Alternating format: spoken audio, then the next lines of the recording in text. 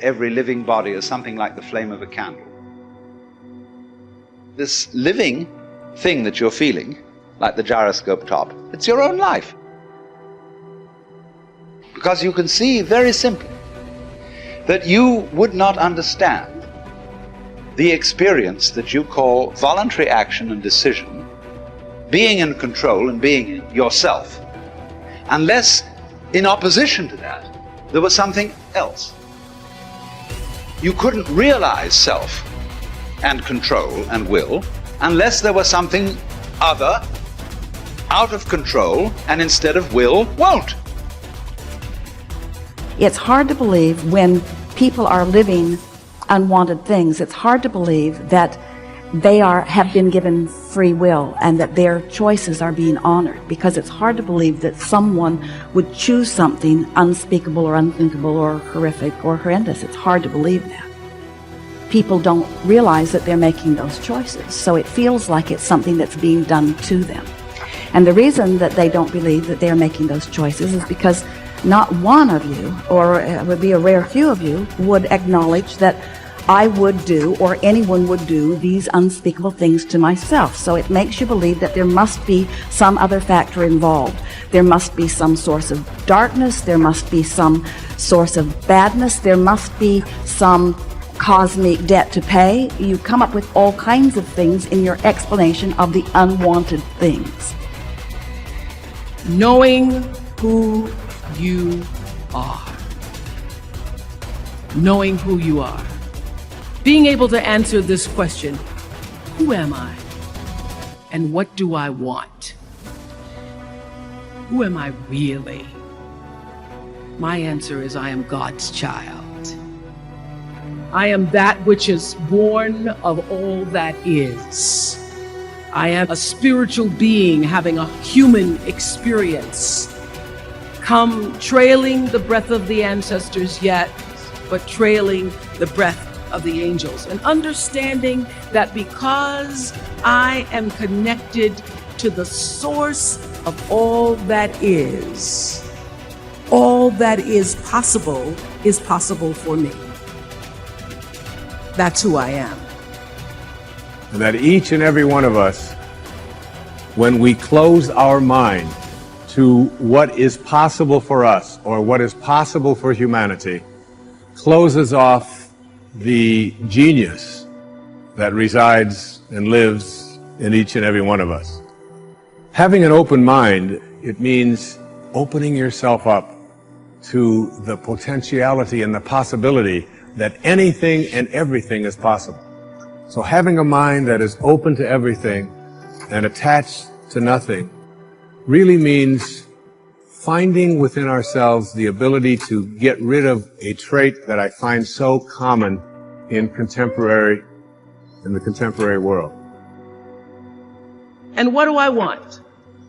I don't want to just be successful in the world. I don't want to just make a mark or have a legacy. The answer to that question for me is I want to fulfill the highest, truest expression of myself as a human being. I want to fulfill the promise that the Creator dreamed when He dreamed the cells that made up me. What do I want?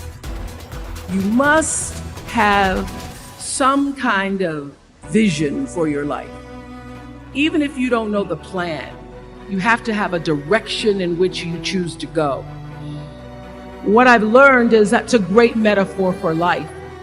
You want to be in the driver's seat of your own life, because if you're not, life will drive you.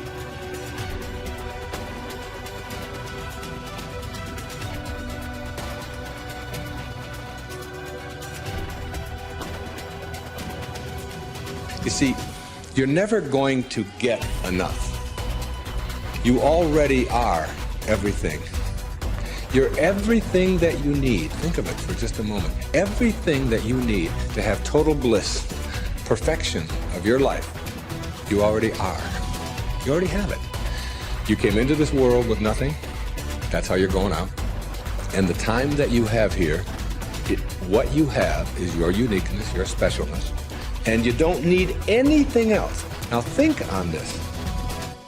If you don't know how to appreciate what you have and where you are in your life, you don't need anything else. Because if you do get something else, you won't know how to appreciate that either. You'll just want more. Or you'll want it to be different. Or you'll want it to be the way it used to be. Or you'll want someone else to be the way you think they should be.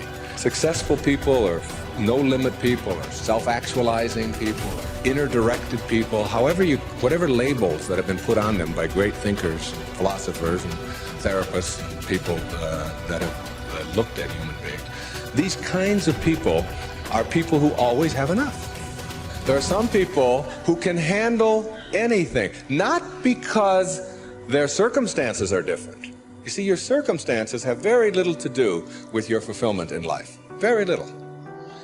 It's how you're approaching your circumstances. It's your attitude towards your circumstances that make all the difference in the world. And taking what you are and accepting it.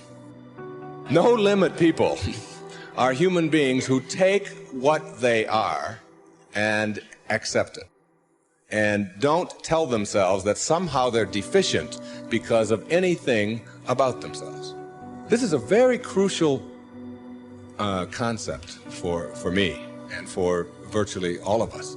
It's this idea of taking your life in your own hands and being the kind of person that you choose to be, and understanding that everything that comes your way is an opportunity, is a blessing.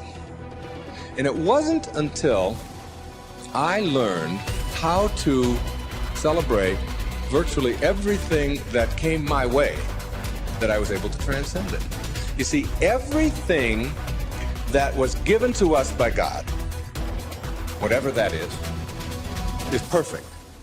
No one can deny the mountains are perfect and the rivers are perfect and the birds are perfect and the hippopotamuses are perfect and so on. This is just what was given to us.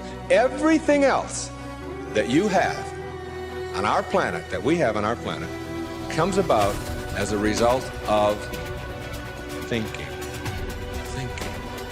Thought makes it so.